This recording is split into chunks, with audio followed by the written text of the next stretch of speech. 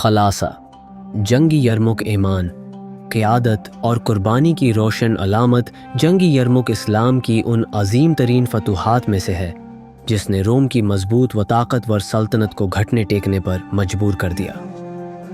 اس تاریخی معرکے میں حضرت خالد بن ولید رضی اللہ عنہ نے نہ صرف عسکری بصیرت اور قیادت کا بے مثال مظاہرہ کیا بلکہ ایمان، اتحاد اور اللہ پر بھروسے کی جو عملی تصویر پیش کی وہ رہتی دنیا تک مسلمانوں کے لیے مشعل راہ ہے۔ یہ جنگ ایک فیصلہ کن مرحلہ تھی جس نے شام و اردن کے علاقے ہمیشہ کے لیے اسلامی سلطنت کا حصہ بنا دیے۔ جنگ کی پیش بندی اور ایمان افروز تیاری 7ویں صدی عیسوی کے اوائل میں اسلامی ریاست مدینہ کی سرحدیں تیزی سے وسعت اختیار کر رہی تھیں۔ رومی سلطنت جو اس وقت کی سپر پاور تھی، اسلام کی بڑھتی ہوئی طاقت کو اپنے لیے خطرہ محسوس کرنے لگی۔ اس دوران حضرت ابو بکر صدیق رضی اللہ عنہ نے مختلف لشکروں کو شام کی طرف روانہ کیا تاکہ اسلامی دعوت اور دفاع دونوں مقاصد کو فروغ دیا جا سکے، لیکن رومیوں نے فیصلہ کیا کہ وہ اپنی طاقت کا بھرپور مظاہرہ کر کے مسلمانوں کو روکیں گے۔ رومیوں نے تقریباً 2 لاکھ فوجی تیار کیے جبکہ مسلمان صرف 40,000 تھے۔ اس کے باوجود حضرت ابو بکر صدیق نے فیصلہ کیا کہ مسلمانوں کو پیچھے نہیں ہٹنا چاہیے۔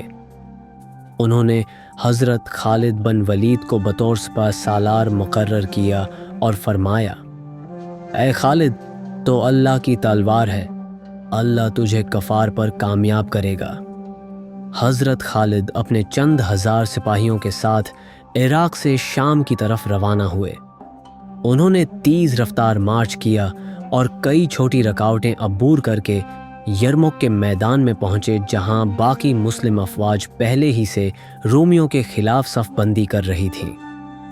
یرمک جو آج کے اردن اور شام کی سرحد پر واقع ہے، ایک میدان جنگ بن چکا تھا۔ اس میدان میں حضرت خالد بن ولید نے سب لشکر اکٹھے کیے، انہیں منظم کیا اور ہر دستے کو اس کے مشن کے مطابق ہدایات دیں۔ حضرت ابو عبیدہ بن الجراح، حضرت یزید بن ابی سفیان، حضرت عمرو بن العاص جیسے عظیم جرنیل موجود تھے، لیکن تمام نے حضرت خالد کی قیادت کو تسلیم کیا۔ یہ مرحلہ نہایت نازک تھا۔ مسلمانوں کی تعداد کم، وسائل محدود، جبکہ رومی افواج ہتھیاروں، سواروں اور تجربے میں برتر۔ لیکن حضرت خالد بن ولید نے سپاہیوں میں جوش و ولولہ پیدا کیا۔ انہوں نے فرمایا، ہم اللہ کے دین کو بلند کرنے نکلے ہیں، موت ہمارا انجام نہیں، جنت کا دروازہ ہے۔ سپاہیوں کی آنکھوں میں چمک، دلوں میں ایمان اور لبوں پر تکبیر کے نعرے تھے۔ جنگ سے پہلے کی رات حضرت خالد خود خیمے خیمے جا کر معرکہ یرموک کا آغاز اور حضرت خالد کی عسکری حکمت عملی معرکہ کا آغاز نہایت شدید تھا۔ رومیوں نے اپنی طاقت کے گھمنڈ میں حملے شروع کیے۔ ان کے پاس گھڑ سوار، تیر انداز اور زنجیروں میں بند فوجی دستے تھے جنہوں نے ایک دوسرے کے ساتھ زنجیروں میں جڑ کر لڑنے کی قسم کھائی تھی تاکہ کوئی پیچھے نہ ہٹ سکے۔ ان کے انداز جنگ منظم اور تربیت یافتہ تھے، لیکن ایمان کی طاقت مشینی طاقت پر بھاری تھی۔ حضرت خالد بن ولید نے دشمن کی حرکات کا باریک بینی سے مشاہدہ کیا اور چالاک حکمتی عملی کے تحت صف بندی کی۔ ہر دستہ الگ ہدف پر مامور تھا اور محفوظ پہلو پر خواتین اور بیماروں کو رکھا گیا۔ حضرت خالد نے سپاہیوں کو دفاع سے زیادہ حرکت پر زور دیا۔ وہ جانتے تھے کہ اسلام کا سپاہی رکھتا نہیں، بڑھتا ہے۔ رومیوں نے ایک دن میں کئی حملے کیے مگر ہر بار مسلمانوں کی صفیں قائم رہیں۔ حضرت خالد خود نعرہ تکبیر کے ساتھ صفوں کے آگے رہتے، نیزہ، تلوار اور دلیر گفتار سے سپاہیوں کا حوصلہ بڑھاتے۔ ایک موقع پر رومی جنرل جرجا نے حضرت خالد سے میدان میں گفتگو کی، اور جب حضرت خالد نے اسلام، موت و حیات اور اللہ کی رضا پر خطبہ دیا تو وہ اتنا متاثر ہوا کہ وہیں مسلمان ہو گیا اور اسی دن شہید بھی ہوا۔ یہ لمحہ خود ایک نشانی ہدایت تھا کہ اللہ کس طرح دشمن کے دل بھی پلٹ دیتا ہے جب نیتیں خالص ہوں۔ جنگ کئی دن جاری رہی۔ مسلمانوں نے دفاعی حکمتی عملی کو جارحانہ حملوں میں تبدیل کیا۔ حضرت خالد نے اچانک پیچھے سے حملہ کرنے کا فیصلہ کیا۔ انہوں نے رات کو چھاپہ مار لشکر روانہ کیے اور دن کے وقت زبردست حملے سے دشمن کی صفیں توڑ دیں۔ عورتیں اور بچے پیچھے سے دعاؤں میں مشغول تھے اور بعض عورتیں بھی زخمیوں کی مدد کر رہی تھیں۔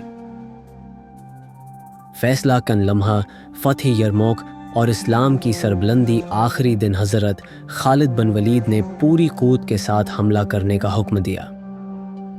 تمام دستے اپنی پوزیشن پر آ چکے تھے اور جنگ کا فیصلہ کن لمحہ قریب تھا۔ حضرت خالد نے جو حکمت عملی ترتیب دی تھی اس کے مطابق ایک طرف سے حملے کے ساتھ ساتھ رومیوں کو عقب سے بھی گھیر لیا گیا۔ رومی افواج گھبرا گئی، ان کی صفیں منتشر ہو گئیں۔ اس معرکہ میں مسلمان مجاہدین نے بے مثال بہادری دکھائی۔ حضرت اکرمہ بن ابی جہل جو پہلے دشمنی اسلام تھے اس جنگ میں زبردست انداز میں لڑے اور جام شہادت نوش کیا۔ حضرت زرار بن عزور، حضرت کاکا بن عمرو اور دیگر صحابہ دشمن کی صفوں میں ایسے داخل ہوئے جیسے بجلی۔ رومی سپہ سالار ماہان بھی مارا گیا اور باقی فوجیں پسپا ہو گئیں۔ یرموک کا میدان رومی لاشوں سے بھر گیا اور ان کے گھوڑے پیچھے بھاگتے رہے۔ مسلمانوں نے اللہ کے حکم اور حضرت خالد کی قیادت سے وہ کامیابی حاصل کی جو صدیوں تک تاریخ کا سنہرا باب بنی رہی۔ جب حضرت خالد نے فتح کی اطلاع حضرت عمر فاروق کو بھجوائی تو وہ سجدہ شکر میں گر گئے۔ یرموک کی فتح کے بعد شام، اردن اور فلسطین اسلامی ریاست کا حصہ بنے۔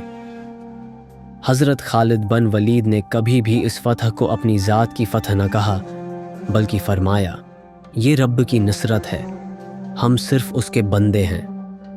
نتیجہ جنگ یرموک کا سبق یہ عظیم معرکہ ہمیں سکھاتا ہے کہ اللہ پر یقین، نیت کی اخلاص اور اتحاد کامیابی کی کنجی ہے۔ کمزور وسائل کے باوجود ایمان، عقل، نظم اور قیادت بڑی طاقتوں کو شکست دے سکتی ہے۔ حضرت خالد بن ولید جیسی قیادت تاریخ میں مثال بن جاتی ہے، جنہوں نے ہر جنگ میں فتح پائی مگر کبھی غرور نہ کیا۔